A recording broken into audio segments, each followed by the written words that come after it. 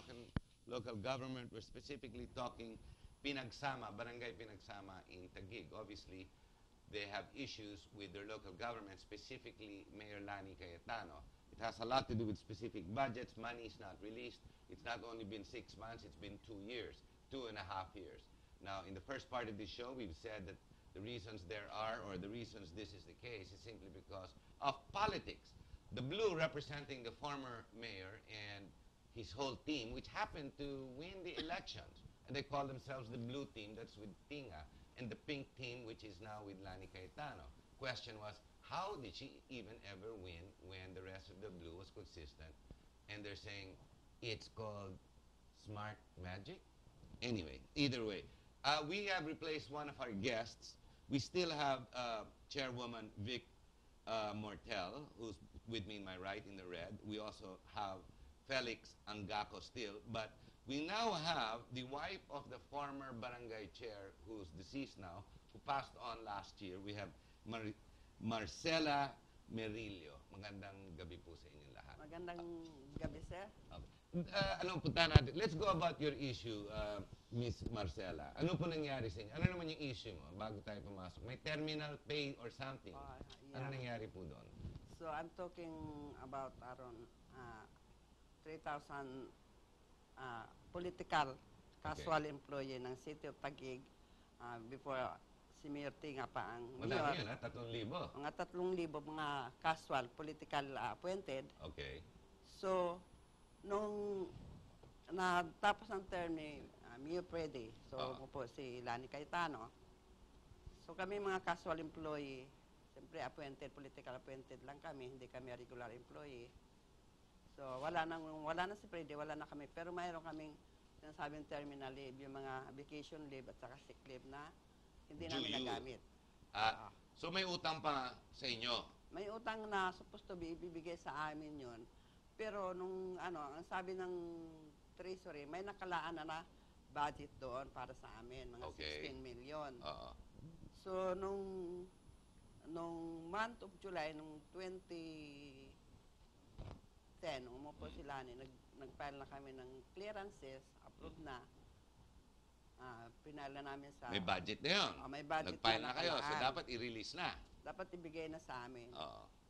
Pero hanggang ngayon, hindi pa ibinigay. Ngayon, nagpasabi sila na may first batch bibigyan ng terminal leave. Ba't wala bang pera Taguig? Ba't nagkakagan? Di ba sabi niyo, Felix, maraming pera, Chair? May pera naman ng pondo, di ba? Billion. 5.2 billion. Taon-taon yan. So, ayaw lang bigay sa inyo. Sige po, Marcela. Ayaw lang ibigay sa amin. Bakit anong naman? kadahilanan. Ayaw kung nasaan na yung nakalaan na budget para doon. Dahil ang sabi ng Treasury Offices, may nakalaan na budget para doon sa mga dating empleyado ng City Hall.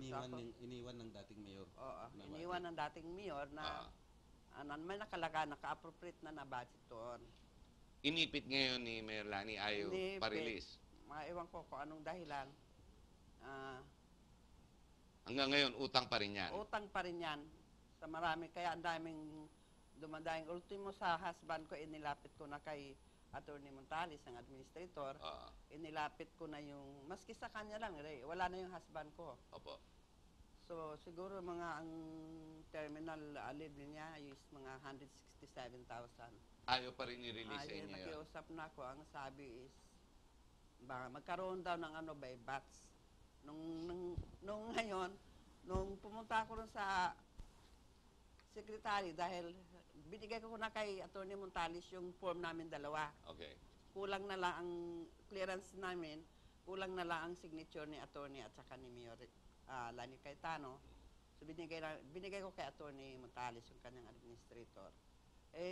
Ang sabi niya sa akin, pag-uusapan nila, ngayon, pag-usapan na nila na may first batch. So, napasama ang pangalan ko roon. Nabayaran kayo? Hindi pa rin. Ngayon, nag-file na ako ng clearance, nandoon na sa HR.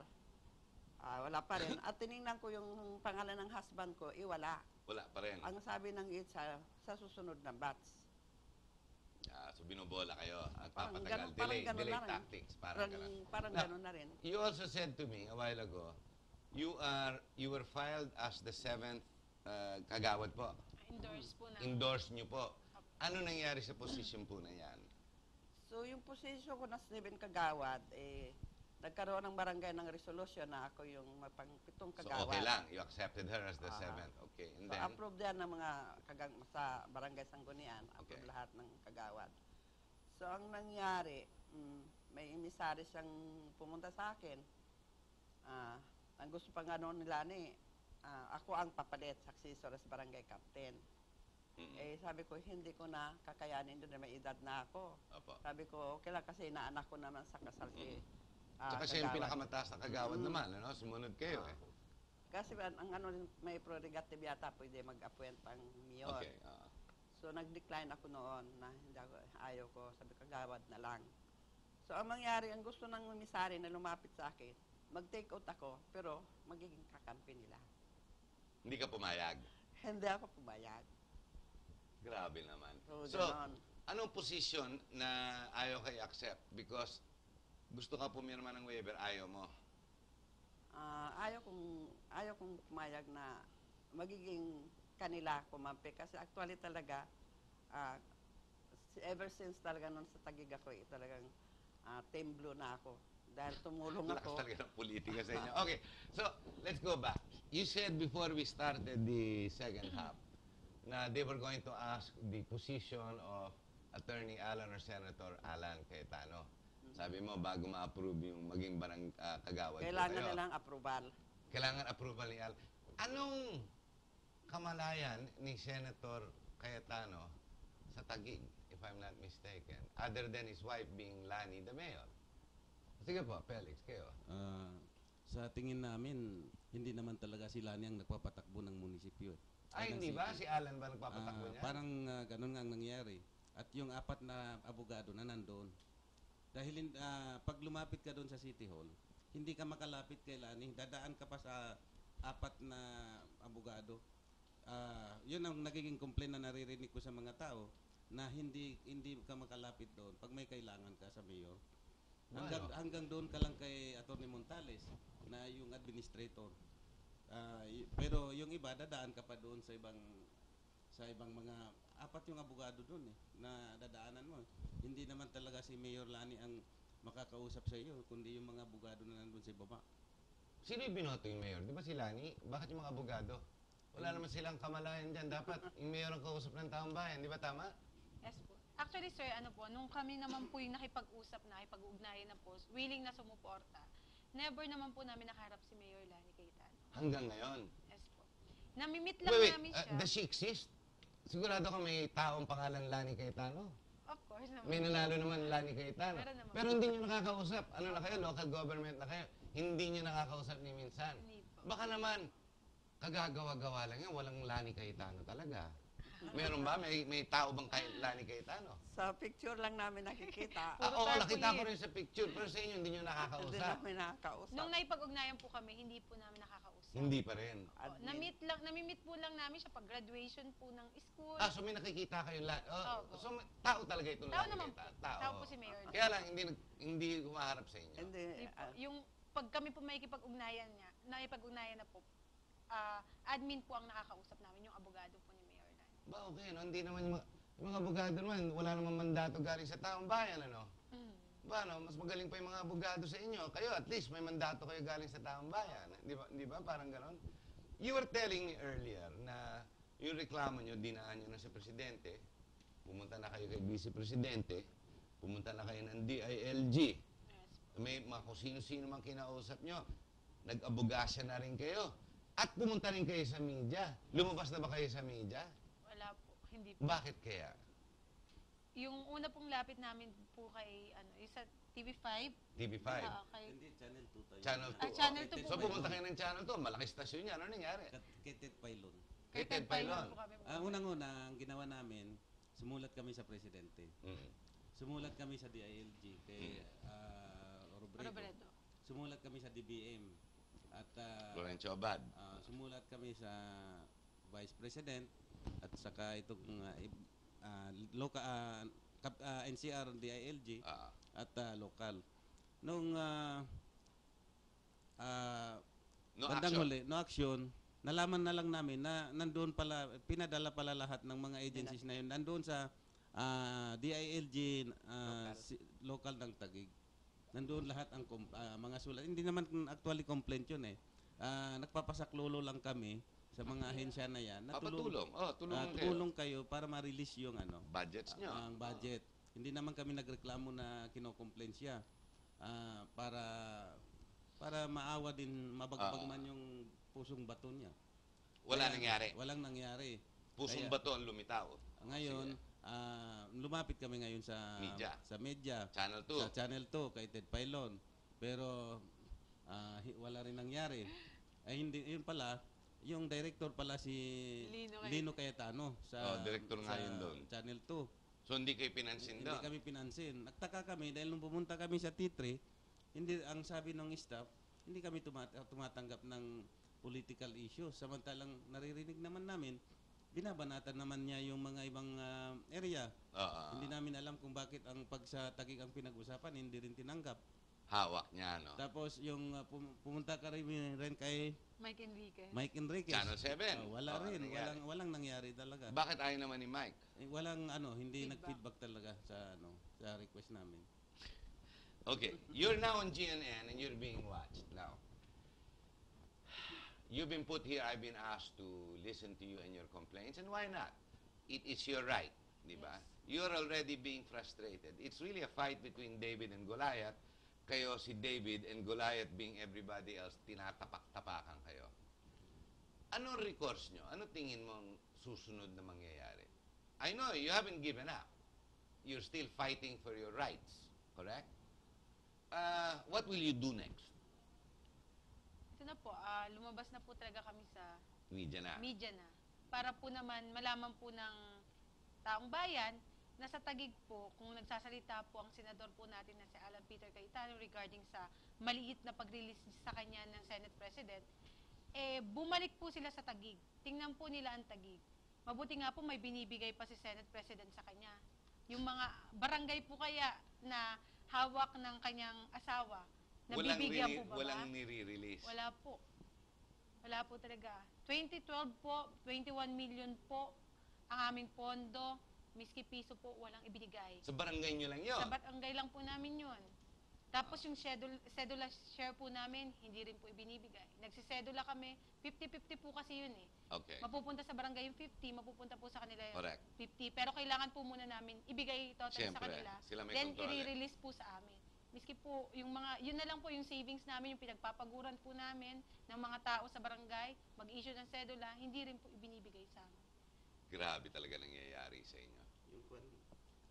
Yung, ano pa po, yung sa cash ban po ko po. Sige, explain. Yung sa cash ban ko po, hindi pa rin po ngayon pinipirmahan. Paano yung cash ban naman? Paano po yan? Kasi po, ang cash ban po, para po sa kapitan po yun, pati sa treasurer. Ngayon Okay. po, ang punong barangay, nagka-cash ban pati yung treasurer, para po magkaroon ng transaction sa bangko. Okay. Yearly po yan, ginagawa po. Ngayon po, nagbigay na po kami, humingi na rin po kami ng tulong sa mga kaibigan namin mga konsehal, Correct. pero ngayon po, wala pa rin. Wala talaga. Wala walang po. katulad. Pero nung nasa batas naman po dati, kasi nung 2012 po, ang pumirma po ng aking cash ban po, ang vice mayor. Ngayon po, nung pumunta po kami sa, doon po sa, marilisan po ako ng cash ban. Ayaw na.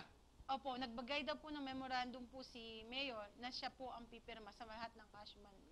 Miski yun, inipit na rin. Opo, Ay, hanggang bigay. ngayon, wala pa rin. Okay, let me ask you a question straight out for the whole of Taguig.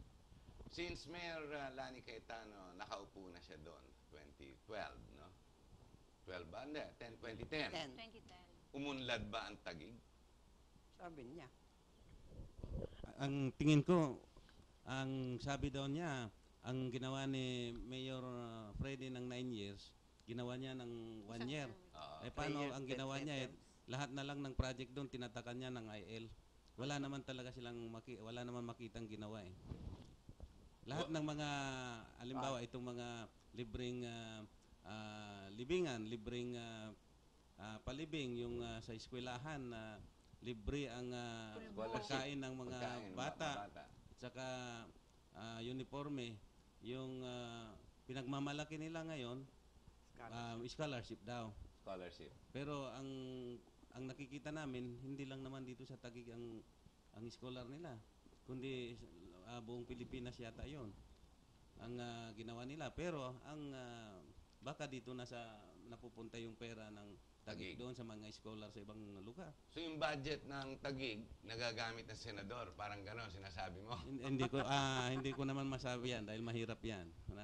Baka ano tayo. Pero sa mga benefit sana ng mga tao sa Taguig, halos lahat nawala. Pati sa ospital, hindi na ang tawag doon Patayros Hospital Patay. Dahil yung ospital, pag magpa-hospital ka, ikaw ang bibili ng mga bulak, mga lahat bago ka tatanggapin. Tapos pag may sobra ng mga gamot, hindi nila inilalagay, hindi nila binabalik sa pasyente na bumili. Kaya kung maano nyo yung issue ng mga nurses, lang sila sa website, Doon lang nagre-reklamo. yung tinanggal nila lahat yon, Nag-post. nag-complain lang sila. Tinanggal lahat Facebook. yon dahil sa Facebook. Yes lang sila doon sa isang doktor na Nag-like. nagsabing yung mga lang siya sa problema sa ospital, nag-yes lang nag-like lang yung mga nurses. Pinagtatanggal nila Lahat yung mga nurse lahat doon. ng nurses na yon. There is only 82 days left before the local elections. Di ba po? Sa Mayo 12, si Lani Cayetano ay kailangan botohin ulit para matira siya dyan pagdating ng Hunyo. Tingin mo mananalo siya? Depende sa mga tao sa Taguig kung tingin nila na magandang mayor si Lani, nasa kanila. Kayo, tiga-tagig kayo. Kayo naaapi. Tingin ko, alam naman mga ibang barangay na kayo naaapi. Ilang kayo naaapi right now? 10 barangay out of 28 naaapi. Paano mananalo si Lani? Kung naaapi ang 10 barangay.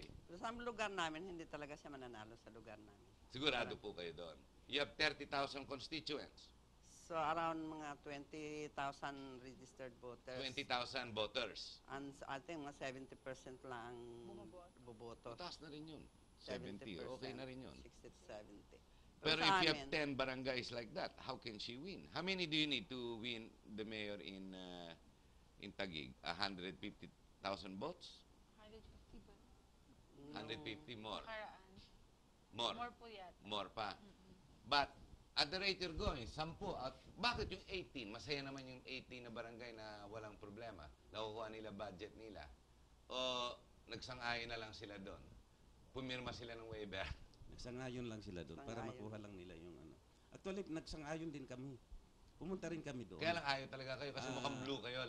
Kulay Kahit blue daw- talaga kayo. Kahit balibaliktarin nyo daw kami.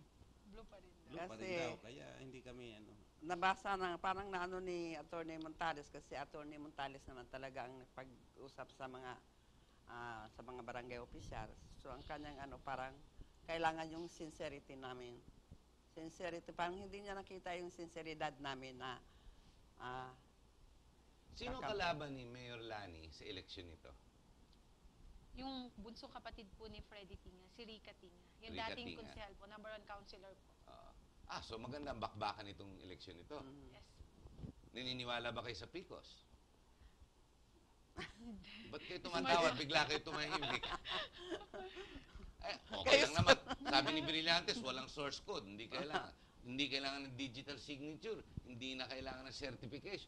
Lahat na Tsaka hindi na kailangan mag-mock election. Naayos daw lahat So, imamagic na naman po natin itong eleksyon. ayun na nga Baka po, mangyari ulit. mangyari. Ulit. Yun ang sinasabi. Ba't mo sinabi ulit?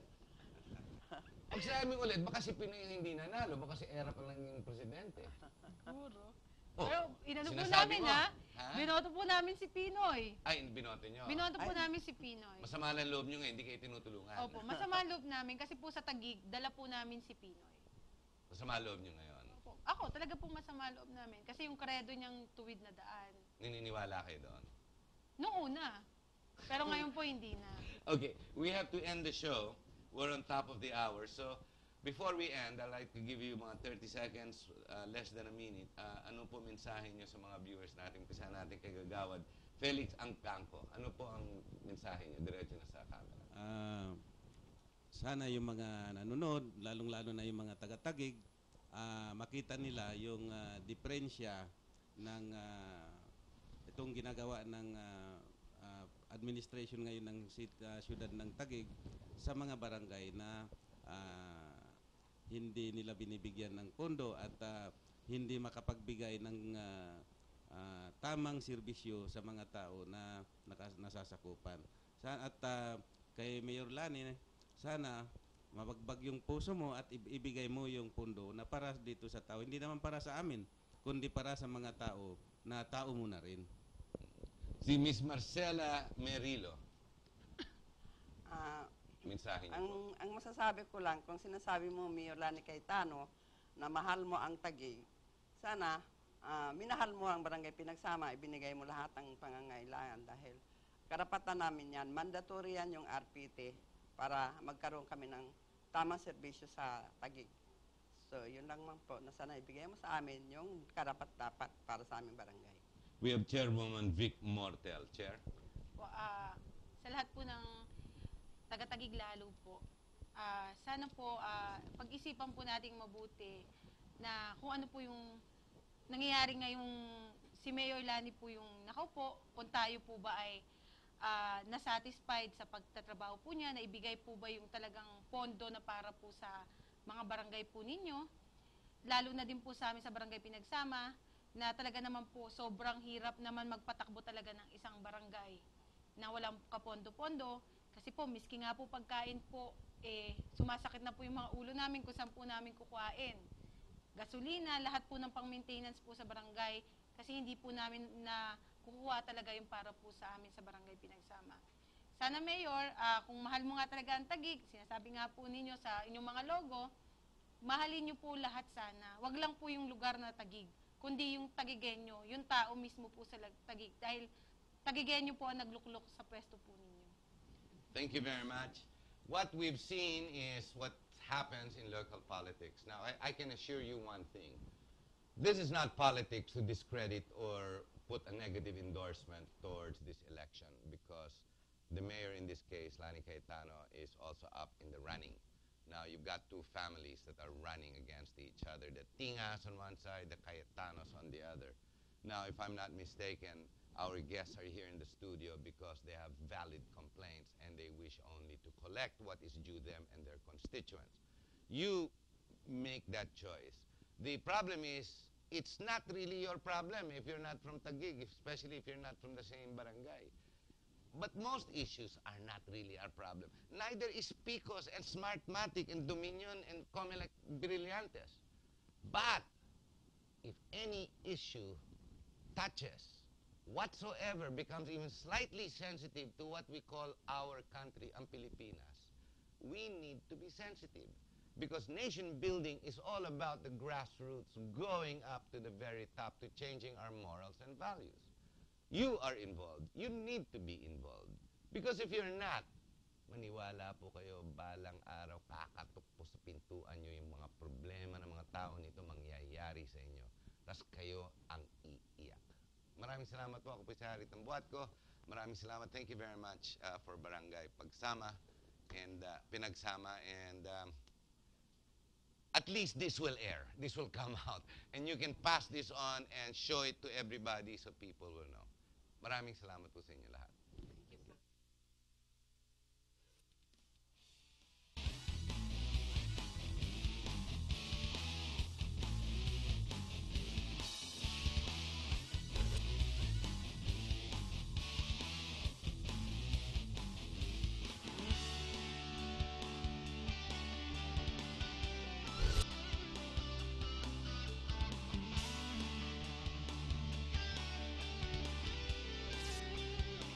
You are what you watch.